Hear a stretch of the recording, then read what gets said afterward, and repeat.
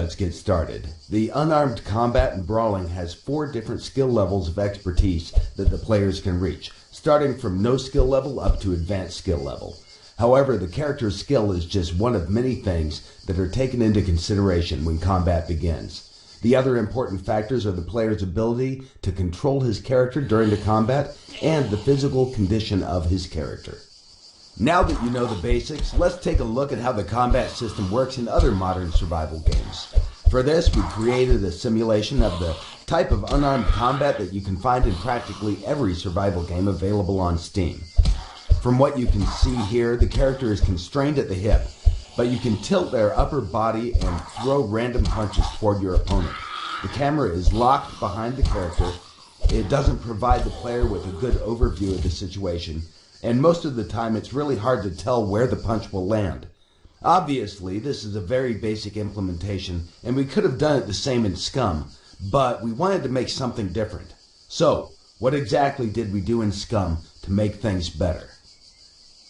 First, we wanted to find out the best way to fit martial arts in Scum's gameplay mechanics, and we quickly realized that the angle of the camera has to be changed.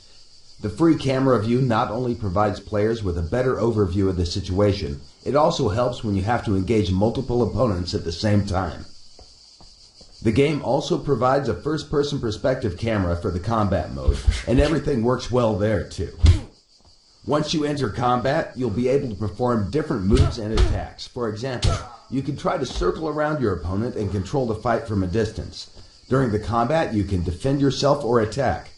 From defensive moves, you can use block or dodge, and from the attacks, you can choose kicks, punches, and combo moves. A dodge is used when you want to outmaneuver your opponent and then strike back in a counterattack with a different combination of punches and kicks. With the left mouse button, you can perform punches. With the right mouse button, you can do kicks. Combos are performed by pressing a combination of keys, followed by left or right mouse button, depending on whether you want a punching or kicking combo. The skill level of your character will define types of moves your character will use during the combat. So, for example, he might do a simple jab or a cross. Or, if he's more skillful, then he can step in, close the distance, and use a more powerful punch. Combos are special attack combinations that inflict more damage than a normal punch or kick, but they also drain stamina at a faster rate. The best way to use a combo is against a dodge or a block, and if you perform the combo successfully, you'll increase the chance for a knockout. Along with the skill level, the character's attributes will also influence the outcome of the fight. Strength, constitution, and dexterity are attributes that the player chooses during the character creation process. But once the game starts, these parameters will gradually change depending on the character's diet, metabolism level, actions players take, and overall health status of the character. That will, of course, be reflected on the character's speed, endurance, and strength during the battle. With proper diet and workout, it's possible to boost all these attributes to their maximum values. The only exception is the intelligence attribute, which will stay the same or drop down if, for example, a character gets shot in the head. In the current presentation, you can see different skill levels and how they will be represented in the game. Our plan is to make different sets of animations for each skill level to allow players to visually recognize the skill levels of their foes. This is still a work in progress, and it will not be included in the early access version of the game.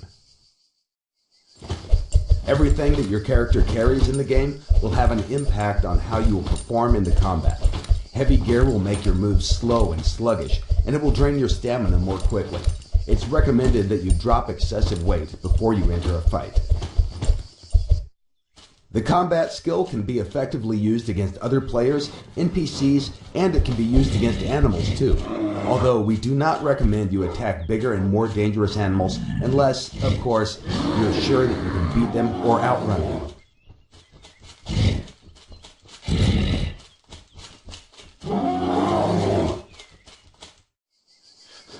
In short, these were the basics about Scum unarmed combat skill, and everything you saw is still a work in progress.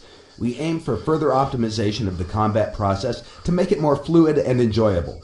Future plans are to replace mocaps with more realistic animations, to make hit reactions for blocks, and, because our system is modular, once everything is set up, we plan to include other martial arts as additional combat skills that players will be able to choose.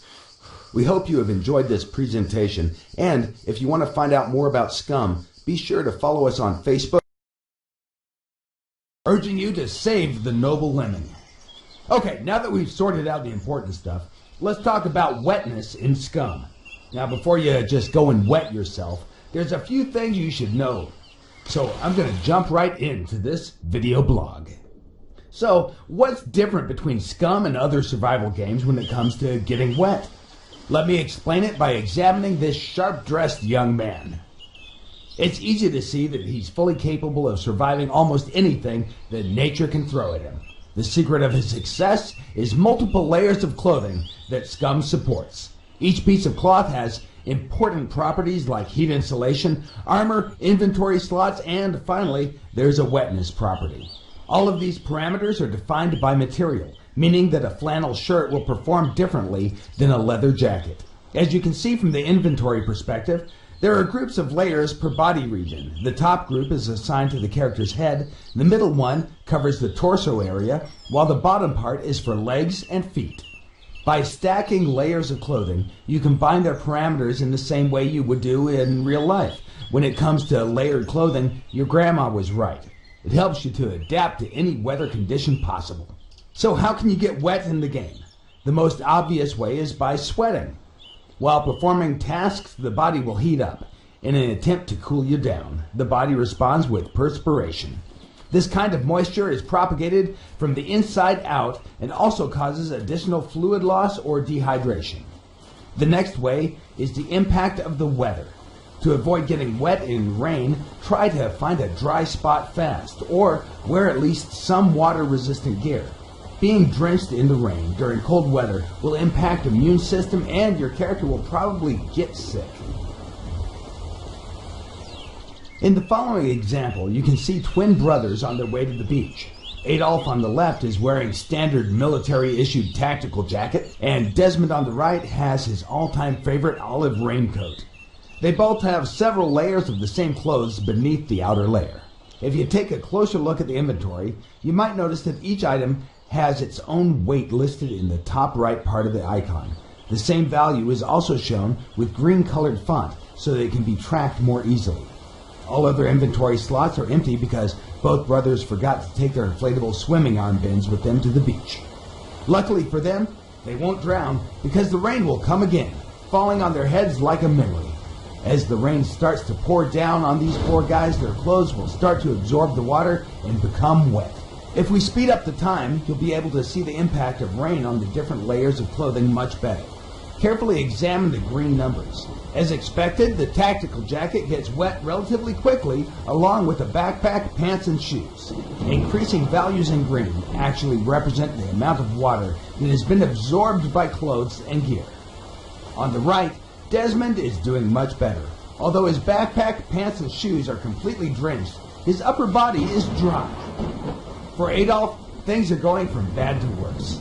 It seems that the tactical jacket waterproof factor isn't as good as advertised and leaks water on his sweater and shirt, making him completely wet.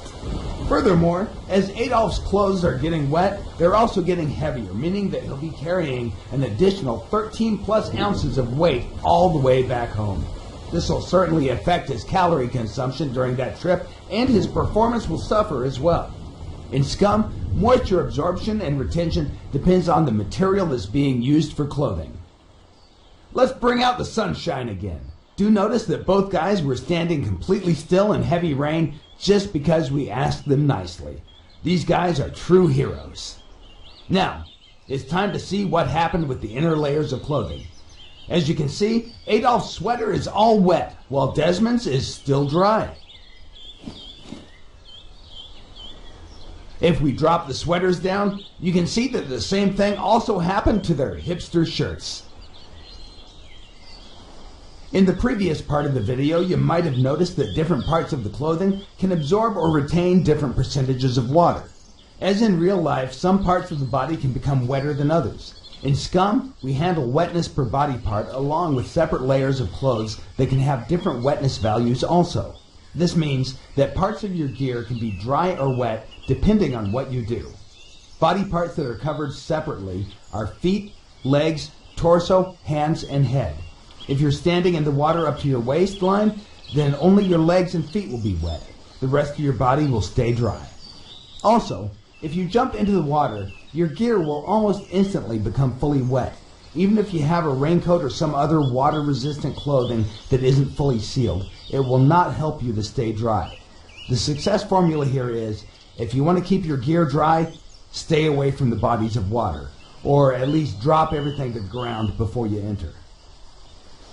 In this section of the video, our guy has just practiced some swimming in the shallow waters, keeping his gear with him to protect it from thieves and bears. He did leave an old orange shirt on the beach in case he's going to need some dry clothes later.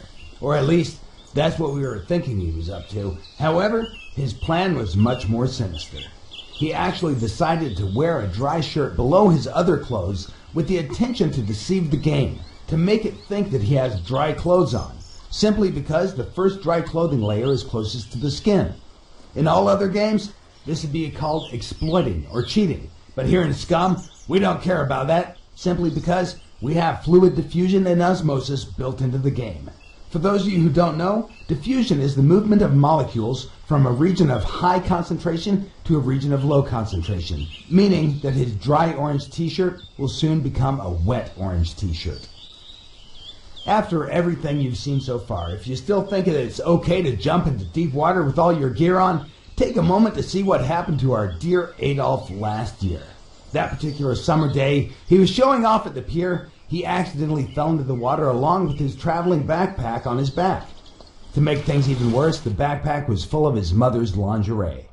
The next thing you know, all that stuff simply pulled him directly to the bottom. The only way to survive in this kind of situation is to drop excessive weight until the buoyancy pulls you up. The amount of gear that your character can carry while swimming largely depends on your swimming skill and stamina. Sooner or later, you'll become tired and most likely you'll sink. It's as simple as that.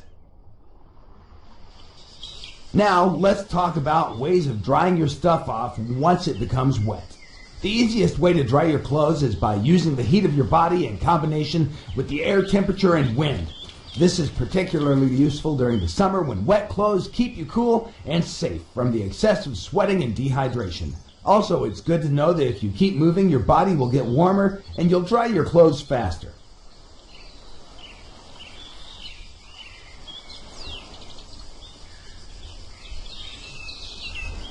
In the current example, you can see that simply by standing in the sunlight, you can dry your gear.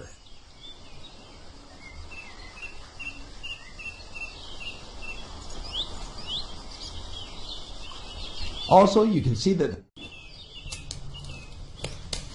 while the shirt, being closest to the fire, is almost dry, a jock jacket is a bit damp. On the other hand, pants that were on the character the whole time are still fully wet, since they were far away from the heat source. To reduce drying time, keep your wet clothes spread near the heat source. Also, if you don't have any spare dry clothes, make sure not to freeze to death while waiting for your clothes to dry. Okay, for now, this is more or less everything you need to know about wetting yourself in Scum. All that you've seen is still a work in progress and is subject to change. In the future, we plan to improve things even more, add some new ways of getting wet, but you can also find your own ways by being a creative player. We hope that you've enjoyed watching this video. Be sure to follow Scum on Steam, Facebook, Twitter, and our development blog, www.scumgame.com.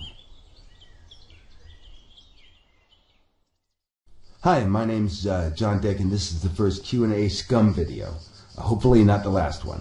It seems that our last scat video made some noise, and we kind of felt that some of the features needed to be explained better. So let's address the biggest issue of them all, and that's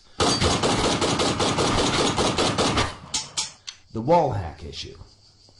Before we start on that, we have to go back 30 years, back to a time when games were more hardcore, developers were more honest and trustworthy, and players were great. They're always great. But back then, graphics were less awesome, and the overall realism, look, and feel was a lot simpler than it was today. With time, gamers have embraced certain standards, and although many of those things don't exist in real life, it's normal to have a health bar as an indication of your health status, blood stains, or a grayscale effect when you get wounded. It's okay to have crosshairs also, especially because it's difficult to aim in a 3D world rendered on 2D screens. Without these elements, the gaming experience will not be as enjoyable as it is. And why are things like that? Well, the answer is pretty simple. When in real life we have basic senses, a gut sense, and some have a sense of humor also. In games, we're limited to only visual and sounds. So if you want to simulate them, they have to be either rendered or played as sounds. In Scum, we simulate what characters see, hear, and feel in general, and then send that information to players that control them. Here's where the body control unit kicks in. Before we started to work on Scum, we talked about the realism and how it's presented in survival games today. If you take a minimal approach, then your character might die without any obvious reason. One minute you're a happy character just running around doing your thing, and the next minute you're a corpse. In real life, before you die, your body will send warning signals like pain, discomfort, sometimes months before bad things happen. Scum isn't just a game, it's a universe. Prisoners are implanted with BCUs that track them and can broadcast video for prisoners' eyes directly to live TV.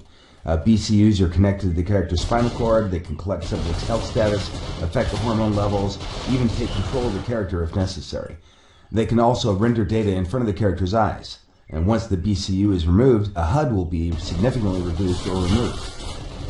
With BCUs, all prisoners are connected in one huge hive.